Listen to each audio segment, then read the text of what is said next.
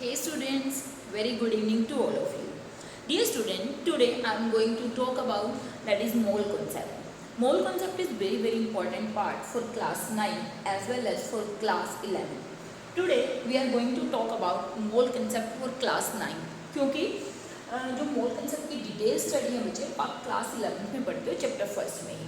तो आज अगर हम बात करें व्हाट इज मोल तो इसके हम बात करने वाले हैं कि मोल क्या है और किस तरीके से मोल को आप फर्दर एलोबरेट कर सकते हैं. तो चलिए मैं आपसे बात करूँ मोल को करवाने से पहले let me talk about atoms and molecules because it is a part of atoms and molecule. Atom and molecule. देखिए बच्चे अगर मैं आपसे बात करूँ Cl2 तो आप बोलेंगे कि ये क्या है, this is molecule of chlorine, है ना. कितना मॉलिक्यूल, क्योंकि कुछ भी नहीं लिखा हुआ तो इसका मतलब वन मॉलिक्यूल है ना. अगर मैं इसके आगे 2 लिख दूँ तो आप कह दोगे this is 2 molecule of chlorine. Similarly मैं कह दूँ H2O, आप कहोगे ये भी क्या है, या तो कंपाउंड या इसको क्या बोलोगे मॉलिक्यूल. ये भी क्या हुआ, दैट इज अगर मैं यहाँ पे बात करूँ ये क्या है, एक मॉलिक्यूल है, या अगर मैं बात करूँ इसमें दैट इज एक कंपाउंड है H2O का. समझ आ रही बात. सिमिलरली मैंने लिख दिया H2 क्या है, this is molecule, one molecule of hydrogen. Similarly अगर मैं आपसे पूछूं कि इसके अंदर कितने एटम्स ऑफ क्लोरीन हैं. देखिए क्लोरीन की फॉर्मेशन के लिए हमें मालूम है 2 क्लोरीन आपस में कंबाइन किए होंगे और कंबाइन करके क्या बनाया होगा, Cl2 मॉलिक्यूल बनाया होगा. तो इसका मतलब एक क्लोरीन 2 एटम्स ऑफ क्लोरीन से बना है, एक मॉलिक्यूल ऑफ क्लोरीन, और यहाँ पे 2 मॉलिक्यूल्स ऑफ क्लोरीन है तो ये कितने से मिले होंगे, 4 एटम्स ऑफ क्लोरीन से मिलकर 2 मॉलिक्यूल ऑफ क्लोरीन बने होंगे. सिमिलरली अगर मैं यहाँ पे लिख दूँ 5H2O, it's mean that it contain 10 atoms of hydrogen, क्योंकि 5 2 10 atoms of hydrogen and 5 atoms of oxygen. Because H2O मिलकर बना हुआ है हाइड्रोजन, एक atom of 2 atoms of hydrogen and 1 atom of oxygen. लेकिन जब मैंने इसको 5 से मल्टीप्लाई किया तो 5 2 10 atoms of hydrogen and 1 atom of oxygen convert into 5 atoms of oxygen because it is multiply bye 5. ठीक है, इट मीन दैट आप इस तरीके से डिफाइन कर सकते हैं कि किसी भी मॉलिक्यूल के अंदर कितने एटम्स होते हैं और मॉलिक्यूल किस तरीके से आप काउंट कर सकते हैं कि एक मॉलिक्यूल है, 2 मॉलिक्यूल है, 4 मॉलिक्यूल है, लाइक दिस. ठीक है, now let's move on what is mole. Mole क्या है. देखिए बच्चे मोल वैसे तो देखा जाए it is nothing, it is a number. ठीक है ना, mole is a number. Mole is nothing, it is a number. Mole एक नंबर है. जैसे मैं आपसे कह दूं कि 1 डजन, एक डजन किसके बराबर होता है, आप कह दोगे डजन किस पे नहीं, एक आती है ना 1 डजन. अगर मैं कह दूँ कोई भी चीज़ 1 डजन तो आप कह दोगे 1 डजन का मीनिंग होता है 12. इसमें 1 डजन बनाना भी हो सकते हैं, 1 dozen anything it contain 12 substances आप बोल सकते हो. ठीक है ना, कुछ भी चीज़ हो 1 डजन वो किसके इक्वल होंगे 12. अगर मैं कह दूँ 1 पेयर का मतलब है 2 आइटम्स, है ना. एक पेयर का मतलब है कि उसके अंदर क्या होंगे 2 आइटम्स होंगी. 1 किलोग्राम, ठीक है, 1 kilogram that is equal to 1000 gram, है ना. 1 किलोग्राम में क्या होगी 1000 ग्राम कोई भी चीज़ होगी. मीन्स ये क्या है, ये एक मेजरिंग यूनिट है. This is a measuring unit which we use in our day to day life. Means हम हमेशा यूज़ करते हैं कि हमें डजन्स में चीज़ें चाहिए, या हमें पेयर्स में चाहिए, या फिर हमें ग्राम्स किलोग्राम्स में चाहिए. ठीक है, लेकिन जब हम बात करते हैं किसी नंबर ऑफ एटम्स या नंबर ऑफ मॉलिक्यूल की, हम पढ़ चुके हैं कि number of atoms and molecules are very very small. इतने स्मॉल कि हम नेक्ड आई से उनको ना तो देख सकते हैं और ना उनको काउंट किया जा सकता है. उनका मास भी आसानी से नहीं निकाला जा सकता है. तो मीन्स उनको अगर हमें वे करना है, उनको अगर हमें मेजर करना है, तो हम इतनी बड़ी बड़ी यूनिट्स जो हम ये ले रहे हैं दैट इज ग्राम, किलोग्राम, ये जो यूनिट्स हम ले रहे हैं इनका हम यूज़ नहीं कर सकते हैं. तो फॉर दैट एक साइंटिस्ट थे अमीडो एवोगेड्रो. ठीक है, उन्होंने एक नंबर दिया और उस नंबर को हम बोलते हैं Avogadro number. And this Avogadro number is equal to 6.022 into 10⁻23 entities. अब एनटीटीज का मीनिंग क्या हुआ कि कोई भी चीज़ अगर एवोगेड्रो नंबर है तो वो किसके बराबर है, इसके बराबर है. और इन्होंने ये कहा कि 1 mole of any substance that is equal to Avogadro number means 10⁻23 entities. अब एंटिटीज का मीनिंग क्या हो गया, क्योंकि we are going to talk about atoms, ions और मॉलिक्यूल्स, इट्स मीन दैट इसका मतलब हो गया atoms, ions and molecule. Means 1 mole is nothing, it is a number which is given by Avogadro and which is equal to 1 mole is equal to 6.02 into 10⁻23 के बराबर होता है। समझ आ रही है? जैसे हमने कहा कि डजन भी एक नंबर है, किलोग्राम भी एक नंबर है, ग्राम भी एक नंबर है, मीन्स मेजरिंग यूनिट है। सिमिलरली मोल भी एक नंबर है और ये क्या है, एटम्स, आयंस और मॉलिक्यूल को वे करने का या मेजर करने का एक मेथड है, एक तरीका है। तो इसलिए हम बोल सकते हैं कि 1 mole of any substance that is equal to Avogadro number, and Avogadro numbers का मतलब इतनी एंटिटीज, इट में भी आयंस, एटम्स और मॉलिक्यूल। ठीक है, मीन्स अगर मैं बोलूँ 1 mole ऑफ नाइट्रोजन एटम, ठीक है ना, 1 mole of nitrogen atom, nitrogen atom 1 mole किसके बराबर होगा, इसका मतलब होगा 6.022 into 10⁻23 atoms. Means 1 mole of nitrogen atom में इतने एटम्स होंगे। ठीक है, अगर मैं कह दूँ 1 mole of N2 molecule, N2 molecule, क्योंकि N2 तो क्या है, एक मॉलिक्यूल है, नाइट्रोजन क्या था, एक एटम, तो हमने कहा कि इसके अंदर क्या होंगे, इतने ही मॉलिक्यूल होंगे, इतने ही क्या होंगे, मॉलिक्यूल होंगे। मीन्स चाहे 1 mole एटम हो, 1 mole कोई मॉलिक्यूल हो, उसमें क्या होंगे, इतने मॉलिक्यूल। मैं कह दूँ 1 mole ऑफ वाटर मॉलिक्यूल, तो ये भी किसके बराबर होगा, इतने मॉलिक्यूल्स के बराबर होगा। समझ आ रही है? और मैं कह दूँ 1 mole ऑफ NaCl, NaCl तो क्या है, कंपाउंड है ना, तो अब जो कंपाउंड्स होते हैं वो किससे मिलकर बनते हैं, आयन से। नहीं, it is made up of Na positive and Cl negative, तो ये भी क्या होगा, इतने आयंस ऑफ NaCl। मीन्स कहने का मतलब ये हुआ कि 1 mole चाहे कुछ भी चीज़ हो, चाहे वो एटम्स हो, चाहे वो मॉलिक्यूल हो, चाहे वो आयंस हो, वो किसके बराबर होंगे, एक नंबर के बराबर होंगे। और ये नंबर हमें दिया था एवोगैड्रो साइंटिस्ट ने, इसलिए हम इसको क्या बोलते हैं, Avogadro number which is equal to 6.022 into 10⁻3। उसमें एटम्स, मॉलिक्यूल्स और आयंस कुछ भी हो सकता है। अच्छा, एक बात और ध्यान देंगे यहाँ पर, अगर मेरे से इसमें पूछ रहे कितने एटम्स होंगे, 1 mole of N2 molecule have how many atoms, कितने एटम होंगे। अभी अभी हमने बात करी थी एक मॉलिक्यूल में 2 एटम्स होते हैं, तो इतने में कितने हो जाएंगे, दैट इज 2 मल्टीप्लाई बाय में एवोगैड्रो जो नंबर है बच्चे, इसको Na या N0 से रिप्रेजेंट किया जाता है। इसे ऐसे लिख देते हैं एवोगैड्रो नंबर, और समटाइम्स N0 ऐसे रिप्रेजेंट कर देते हैं।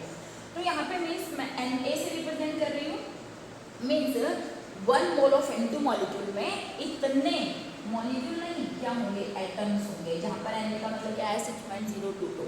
अगर मुझे बोला जाए 1 mole ऑफ H2O मॉलिक्यूल में कितने एटम्स ऑफ हाइड्रोजन और कितने एटम्स ऑफ ऑक्सीजन है, तो एक मॉलिक्यूल हाइड्रोजन में 2 एटम्स ऑफ हाइड्रोजन है, वाटर में सॉरी, और एक एटम किसका, ऑक्सीजन का है। तो इसका मतलब मैं इसमें ये बोल सकती हूँ कि 2 into Na atoms of hydrogen and Na atoms of oxygen होंगे, क्योंकि ऑक्सीजन तो एक ही एटम है इसके अंदर।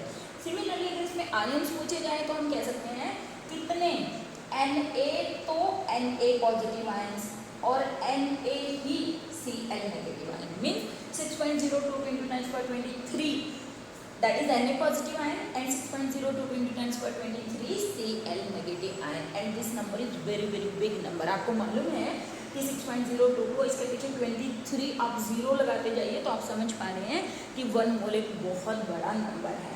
ठीक है, अब ये नंबर कहाँ से आया, किस तरीके से डिराइव किया, अभी इस लेवल पर हम बात नहीं करने वाले हैं। अभी सिर्फ आप ये याद रखिए कि 1 mole जो होता है वो 6.022 into 10⁻23 एंटिटीज के बराबर होता है।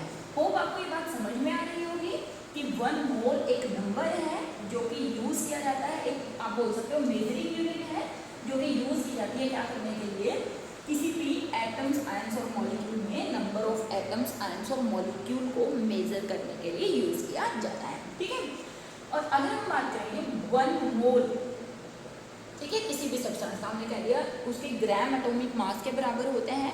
1 mole किसके बराबर होता है, that is equal to it's gram atomic mass या gram molecular mass, gram molecular mass. अब हमें मालूम है ग्राम एटॉमिक मास का मीनिंग क्या है, atomic mass measured in gram is called gram atomic mass and molecular mass measured in gram is called gram molecular mass. ठीक है, अब अगर हमें बोला गया 1 मोल ऑफ हाइड्रोजन एटम ही ले लेते हैं, hydrogen atom, 1 mole of hydrogen atom, तो आप कह देंगे 6.022 इंटू 10⁻23 एटम्स। अभी मैंने एक और लिखा कि जो 1 मोल होता है वो भी इसके बराबर होता है, उसके ग्राम एटॉमिक मास के बराबर होता है।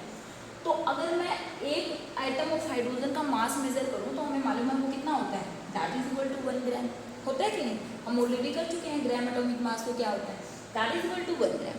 इट्स मीन दैट मैं ये भी बोल सकती हूँ कि 1 gram have 6.022 into 10⁻23 atoms of hydrogen. ठीक है, चलिए एक और एग्जाम्पल लेते हैं। हमने कहा 1 मोल ऑफ, कोई भी एटम ले लीजिए, सोडियम एटम, चलिए 1 मोल ऑफ सोडियम एटम। अब 1 मोल ऑफ सोडियम एटम का मतलब क्या हुआ, इतने एटम्स ऑफ सोडियम। क्लियर है ये बात कि 1 मोल ऑफ सोडियम एटम का मतलब हो गया इतने एटम्स, एक मोल में कितने एटम्स होंगे, इतने एटम। अगर यहाँ पर सिंपल होता ना 1 Na atom, 1 Na atom, 1 Na atom का मतलब 1 ही Na एटम है, लेकिन यहाँ पर 1 मोल तो किसके बराबर हुआ, इसके बराबर होता है, इसीलिए हमने यहाँ पर क्या लिखा 6.022। अब हमने कहा कि 1 मोल ऑफ सोडियम ये किसके बराबर भी है, this is equal to gram atomic mass of sodium, और gram atomic mass of sodium कितना है 23 ग्राम, मीन्स 1 मोल इसके बराबर भी है, 1 मोल इसके बराबर भी है। इसका मतलब ये बोल सकते हो कि 23 किसके बराबर है, इसके बराबर है, means we can say 23 gram of sodium have 6.022 into 10⁻23 atoms. Good my point, समझ आ रहा है कि 1 मोल अगर इसके बराबर भी है, इसके बराबर है भी, इसका मतलब हम ये बोल सकते हैं कि ये दोनों भी बराबर है, क्योंकि ये दोनों ही 1 मोल के बराबर है, तो 23 किसके बराबर हो गया, इसके बराबर। अगर आपसे ये आ गया कि 1 एटम ऑफ सोडियम का वेट निकालिए, 1 एटम ऑफ सोडियम, अब आप इतना तो सोच पा रहे हैं कि इतने एटम्स का जो वेट है वो 23 ग्राम है, तो एक एटम का वेट क्या होगा, इतने एटम का वेट अगर 23 है तो 1 एटम का वेट क्या होगा, वेट या mass of 1 atom that is equal to 23 divided by में 6.022 इंटू 10⁻23। ये क्या हो गया, एक एटम का मास। इसका मतलब किसी भी एक एटम का वेट अगर हमें आ गया तो हम कैसे निकाल सकते हैं, उस सब्सटेंस का ग्राम एटॉमिक मास या ग्राम मोलर मास डिवाइडेड बाय में एवोगैड्रो नंबर है। ठीक है ना, ग्राम एटॉमिक अगर वो एटम्स का पूछा हुआ है, अगर मॉलिक्यूल का पूछा हुआ है तो ऊपर मॉलिक्यूलर मास लगा देंगे और नीचे हम क्या करेंगे, उसको डिवाइड कर देंगे इससे एवोगैड्रो पार्टिकल्स। ठीक है, तो इसमें दैट इस तरीके से हम रिलेशनशिप निकाल सकते हैं किसके बीच में, अगर हमारे पास ग्राम एटॉमिक मास है और साथ में मोल्स गिवन है। सिमिलरली अगर हमें मैथमेटिकल टर्म में लिखना है तो 1 मोल जो होता है बच्चे, उसको बोला जाता है गिवन मास मीन्स कैसे डिटरमाइन किया जा सकता है,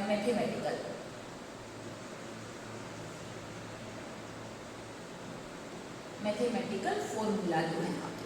ठीक है, तो 1 मोल किसके बराबर होता है, that is equal to given mass divided by में 1 मोल एटम। अगर मैं निकाल लूँ तो गिवन मास नीचे मैं लिख दूंगी दैट इज ग्राम एटॉमिक मास। ठीक है ना, क्या लिख दूंगी, ग्राम atomic mass, atomic mass in grams पर मोल, ऐसे भी लिख सकती हूँ, एटॉमिक मास इन ग्राम्स पर मोल, तो दैट इज इक्वल टू 1 मोल। ठीक है, अगर मेरे पास 1 मोल ऑफ मॉलिक्यूल निकालना है तो कुछ फर्क नहीं है, गिवन मास जो कि आपको क्वेश्चन में गिवन होगा डिवाइडेड बाय में हम क्या लिख देंगे, मॉलिक्यूलर मास या मोलर मास। मीन छोटे छोटे क्वेश्चंस हमें आते हैं कि हमें क्या पूछ लेंगे, गिवन मास दे दिया, जैसे मैं यहाँ से एक छोटा सा क्वेश्चन ले लेती हूँ, आपको क्वेश्चन में दे दिया कि find out number of moles in 46 gram of sodium atom, ऐसे क्वेश्चन होता है। फाइंड नंबर ऑफ मोल्स, क्या फाइंड करने हैं, नंबर ऑफ मोल्स, किसमें, इन 46 gram of sodium atom, right. ठीक है, अब हमें निकालना है, हमने कहा कि मोल्स जो होते हैं वो किसके बराबर है, गिवन मास जो कि आपको 46 गिवन है, डिवाइडेड बाय में सोडियम का एटॉमिक मास जो कि 23 है आपको मालूम है, तो क्या हो गया हमारे पास, we have 2 moles of that is sodium in 46 gram of sodium atom. समझ में आ रही बात, सिंपल से क्वेश्चन आते हैं बिल्कुल, गिवन मास डिवाइडेड बाय में मोलर मास या एटॉमिक मास लाइक दिस, ठीक है। ऐसे क्वेश्चन आ गया कि find out number of moles in 100 gram of water like this, number of moles निकालो 100 ग्राम ऑफ वाटर में। अब हमें क्या है कि अगर मोल्स निकालना है तो हमें मालूम है गिवन मास कितना है 100 है, डिवाइडेड बाय में वाटर का मोलर मास, बच्चे आपको वाटर का मोलर मास बहुत अच्छे से निकालना आता है। एक हाइड्रोजन का 1 होता है, यहाँ पर 2 हाइड्रोजन तो मल्टीप्लाई बाय 2 प्लस एक ऑक्सीजन का 16 होता है, तो मास कितना हुआ 18 हुआ। तो मैं इसको सिंप्लीफाई करने के लिए 180 कर लूँ ताकि मेरी कैलकुलेशन ईजी हो जाए, 180 ठीक है, और डिवाइडेड बाय में 18, तो ये हमारे पास क्या आ गया 10 moles of that is 10 moles are present in 180 gram of H2O। Means very simple concept आपको गिवन मास क्वेश्चन के अंदर मिलेगा। मॉलिक्यूलर मास आपको मालूम है, आपको वो मॉलिक्यूलर मास से डिवाइड कर देंगे, तो हमारा पहला फॉर्मूला आ गया कि मोल किसके बराबर होता है, गिवन मास डिवाइडेड बाय में ग्राम एटॉमिक मास या मॉलिक्यूलर मास या ग्राम मोलर मास, ठीक है। वो डिपेंड करेगा कि आपको एटम्स पूछे हुए हैं, एटम्स अगर एटम्स दिए हुए हैं तो एटॉमिक मास, अगर मॉलिक्यूल दिया हुआ है तो नीचे हम मॉलिक्यूलर मास उसको डिवाइड कर देंगे, ठीक है। फिर नेक्स्ट जो हमसे पूछ रहे हैं कि number of atoms find out कीजिए। देखिए बच्चे नंबर ऑफ एटम्स किसके बराबर होता है, that is moles multiply by में Avogadro number. Number of atoms किसके बराबर होता है, कितने मोल्स हैं, दैट इज मल्टीप्लाई बाय में एवोगैड्रो नंबर। और अभी अभी हमने कहा कि जो मोल्स होते हैं उनको हम लिखते हैं गिवन मास डिवाइडेड बाय में मोलर मास। मोलर मास दोनों के लिए यूज कर सकते हो आप, एटॉमिक मास के लिए भी और मॉलिक्यूलर मास के लिए। मोलर मास मल्टीप्लाई बाय में एवोगैड्रो नंबर। मोल्स को यूजुअली n से रिप्रेजेंट किया जाता है, गिवन मास को यूजुअली छोटे m से रिप्रेजेंट कर देते हैं, और जो मोलर मास है उसको हम कैपिटल M से रिप्रेजेंट कर देते हैं। It's mean that number of atoms जो होंगे वो किसके बराबर होंगे, हमारे नंबर ऑफ एटम्स को हम कैपिटल N से रिप्रेजेंट कर देते हैं, तो नंबर ऑफ एटम्स किसके बराबर होंगे, that is equal to given mass by में मोलर मास मल्टीप्लाई बाय में एवोगैड्रो नंबर। और ये किसके बराबर है, that is equal to n means number of moles, या n it is equal to n into Avogadro number of particles. Mean अगर हमें नंबर ऑफ एटम्स पूछे हुए हैं तो हम मोल्स निकालेंगे, उसको एवोगैड्रो नंबर से मल्टीप्लाई कर देंगे, या आप सिंपल लिख लेंगे गिवन मास बाय में मोलर मास मल्टीप्लाई बाय में Avogadro number of particles means. और इसी तरीके से अगर हमें पूछ लिया जाए क्या कि नंबर ऑफ एटम्स आपको गिवन है, मोल्स निकालिए, नंबर ऑफ एटम्स आपको गिवन है और मोल्स निकालिए। देखिए बच्चे ये मोल्स हैं, ये नंबर ऑफ एटम्स हैं, नंबर ऑफ एटम्स को अगर मैं एवोगैड्रो से डिवाइड कर दूँगी तो मेरे पास क्या आ जाएगा, मोल्स मीन्स मोल्स निकालने का भी एक फॉर्मूला और हो गया, वो क्या कि नंबर ऑफ एटम्स जो कि आपको गिवन होंगे क्वेश्चन में डिवाइडेड बाय में एवोगैड्रो नंबर ऑफ पार्टिकल्स, ठीक है, and that is equal two moles. तो यहाँ से भी आप क्या निकाल सकते हैं, मोल्स निकाल सकते हैं। मीन ये रिलेशनशिप जो है this is very very important, क्योंकि इस रिलेशनशिप से आपको ये भी पूछा जा सकता है, आपसे ये भी पूछा जा सकता है, हालांकि ये फिक्स होता है लेकिन फिर भी पूछा जा सकता है, ये पूछा जा सकता है और ये भी पूछा जा सकता है। मीन्स इनमें से कोई भी 20 आपको पूछी जा सकती है। अब आप ये मत समझिए कि यहाँ सिर्फ नंबर ऑफ एटम्स हैं, लेकिन यहाँ पर नंबर ऑफ एटम्स और नंबर ऑफ मॉलिक्यूल्स निकालने का भी यही तरीका है। क्यों? क्योंकि नंबर ऑफ मॉलिक्यूल्स निकालने तो गिवन मास डिवाइडेड बाय मैं मॉलिक्यूलर मास करूँगी। मैंने यहाँ पर लिखा हुआ है molar mass which can be use for both atomic mass as well as for molecular mass, ठीक है। तो सेम फॉर्मूला रहेगा, बस डिफरेंस इतना है कि अगर एटम होगा तो यहाँ पर एटॉमिक मास लिख देंगे, अगर मॉलिक्यूल होगा तो यहाँ पर मॉलिक्यूलर मास लिख देंगे, अदरवाइज सेम फॉर्मूला रहेगा गिवन मास बाय में मोलर मास मल्टीप्लाई बाय में एवोगैड्रो नंबर ऑफ पार्टिकल। और इस तरीके से आप क्या निकाल सकते हैं, नंबर ऑफ आइटम्स क्या मॉलिक्यूल या नंबर ऑफ एटम्स अगर क्वेश्चन में आपको गिवन है तो आप क्या निकाल सकते हैं, एवोगैड्रो नंबर ऑफ पार्टिकल से डिवाइड करके number of moles can be determine. तो डियर स्टूडेंट अभी आपके लेवल पर इतना सारा मोल कॉन्सेप्ट अगर आप सीख जाते हैं तो that is sufficient for you. जैसे मैं आपसे कुछ क्वेश्चन दूँ, फाइंड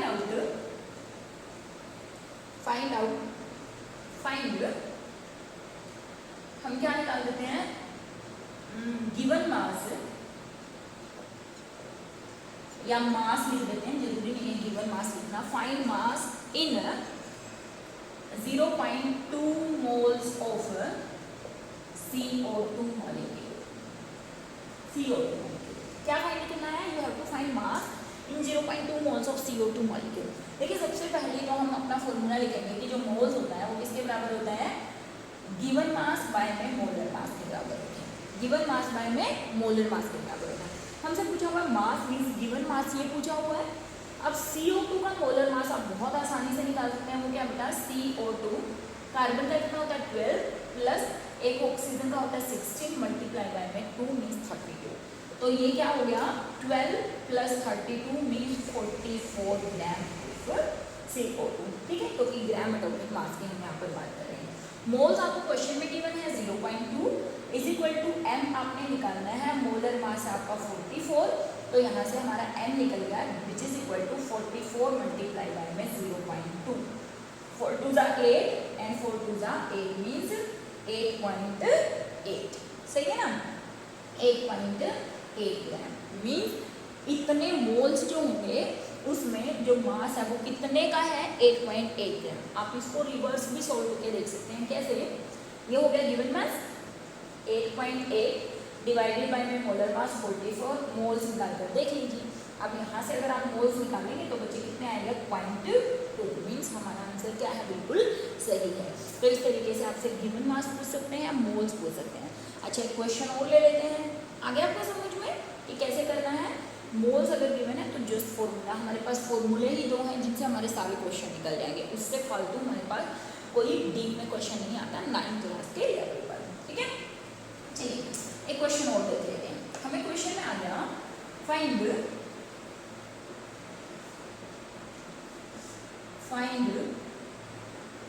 देखिए हमारे पास अभी एक बार मैं फॉर्मूला लिख देती हूँ। नंबर ऑफ मोल्स जो होता है वो किसके बराबर होते हैं, गिवन मास बाय में मोलर मास, और n किसके बराबर होता है बच्चे, number of moles into Avogadro number of particles. ठीक है, और अगर हम बात करें यहीं पर नंबर ऑफ मॉलिक्यूल्स किसके बराबर होता है, गिवन मास बाय में मोलर मास मल्टीप्लाई बाय में एवोगैड्रो नंबर ऑफ पार्टिकल्स। यहाँ से कुछ भी आ गया। आपको क्वेश्चन आ गया find number of moles of N2 molecule. नाम ना भी दें तो कुछ फर्क नहीं पड़ता, ठीक है ना। Having 12.066 into 10⁻23 atoms. ठीक है, हमसे क्वेश्चन में क्या दिया, फाइंड नंबर ऑफ मोल्स, चलो नाम नहीं देते हैं, find number of moles of any substance having इतने एटम्स। इतने एटम